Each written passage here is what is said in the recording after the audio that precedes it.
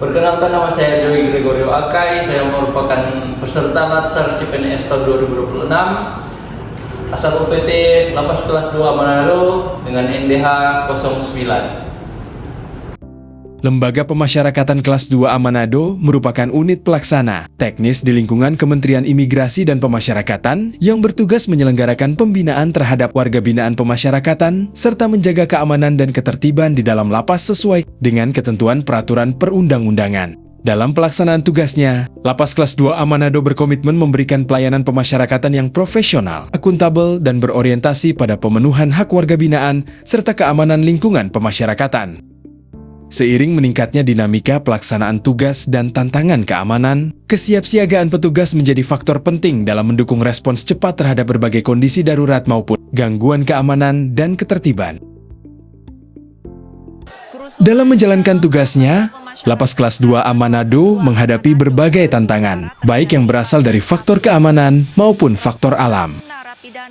Salah satu peristiwa yang pernah terjadi adalah kerusuhan di tahun 2020 yang mengakibatkan sejumlah warga binaan melakukan perlawanan dan membakar beberapa ruangan di dalam lapas. Situasi tersebut berhasil dikendalikan melalui koordinasi cepat antara petugas pemasyarakatan, kepolisian, TNI, dan Dinas Pemadam Kebakaran. Peristiwa ini menunjukkan pentingnya kesiapan petugas serta komunikasi yang cepat dalam kondisi darurat. Aparat gabungan berhasil masuk dan mengeluarkan gas air mata.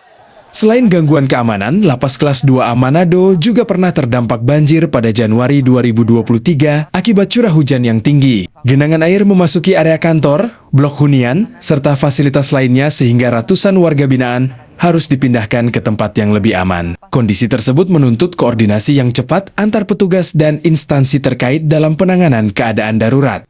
Dari kedua kejadian tersebut dapat dipahami bahwa keberhasilan penanganan keadaan darurat sangat bergantung pada kecepatan penyampaian informasi, koordinasi, dan komunikasi antar petugas maupun dengan instansi pendukung.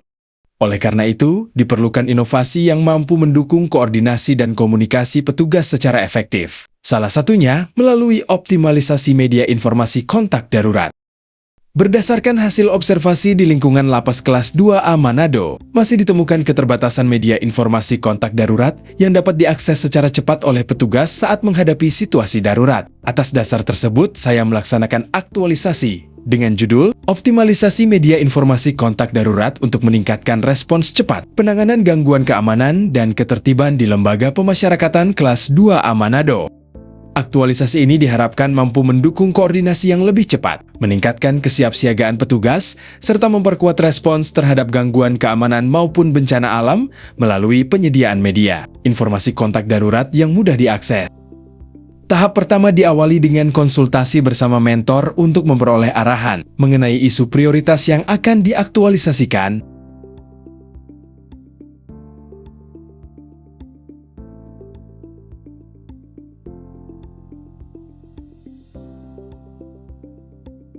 Hasil identifikasi menunjukkan bahwa belum terdapat media informasi kontak darurat yang terpasang secara permanen dan mudah diakses oleh petugas pada lokasi-lokasi strategis.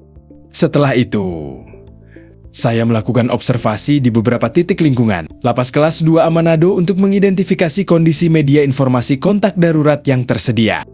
Berdasarkan hasil tersebut, disepakati bahwa optimalisasi media informasi kontak darurat menjadi solusi yang akan dilaksanakan dalam kegiatan aktualisasi.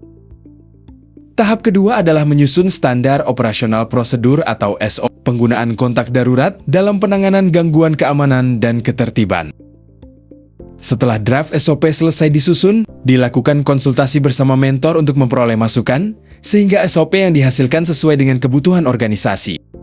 Setelah dilakukan perbaikan sesuai arahan mentor, SOP diajukan kepada Kepala Lapas Kelas 2 Manado untuk mendapatkan pengesahan. Pengesahan dilakukan melalui penandatanganan SOP oleh Kepala Lapas sebagai bentuk legalitas dan pedoman resmi dalam pelaksanaan penanganan gangguan keamanan dan ketertiban melalui media informasi kontak darurat. Dengan disahkannya SOP tersebut, seluruh petugas memiliki pedoman yang jelas dalam melakukan koordinasi dan pelaporan saat menghadapi situasi darurat, sehingga penanganan dapat dilakukan secara cepat, tepat, dan terarah. Tahap ketiga adalah menyusun desain media informasi kontak darurat. Media dirancang agar sederhana, mudah dibaca, dan memuat nomor-nomor penting yang dibutuhkan dalam kondisi darurat, seperti aparat kepolisian, pemadam kebakaran, dan instansi terkait lainnya. Desain yang telah disusun kemudian dikonsultasikan kepada mentor hingga memperoleh persetujuan untuk diproduksi.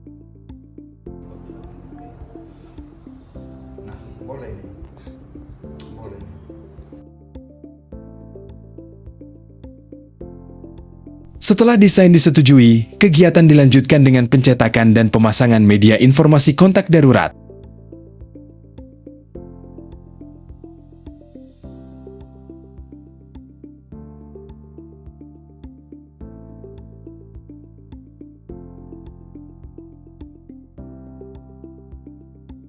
Setelah desain media informasi dan SOP disahkan, kegiatan dilanjutkan dengan proses pencetakan dan laminasi media informasi kontak darurat agar lebih awet dan mudah digunakan.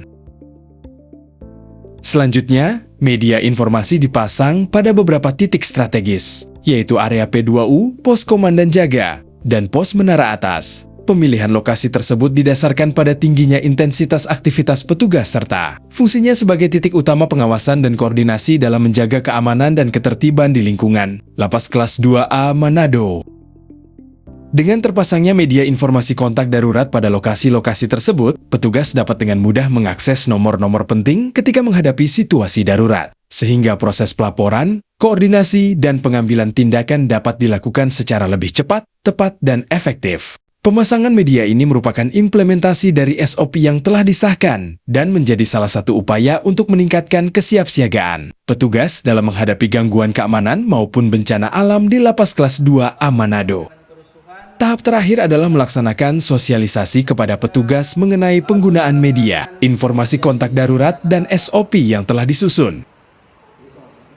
Ya, ini juga sudah nomor terbaru dari sumber terpercaya yaitu akun-akun resmi. Selanjutnya dilakukan monitoring dan evaluasi terhadap efektivitas media yang telah dipasang. Informasi kontak darurat yang sudah tertuang dalam bentuk poster ini. Tentunya dengan adanya Hasil evaluasi menunjukkan bahwa media informasi kontak darurat membantu petugas memperoleh informasi secara lebih cepat, meningkatkan koordinasi antar petugas, serta mendukung respons yang lebih efektif dalam menghadapi gangguan keamanan maupun bencana alam. Kami sebagai komandan jaga, wakil komandan jaga, dan anggota boleh dengan cepat mengakses nomor-nomor yang sudah tertera di nomor kontak darurat ini. Sangat membantu.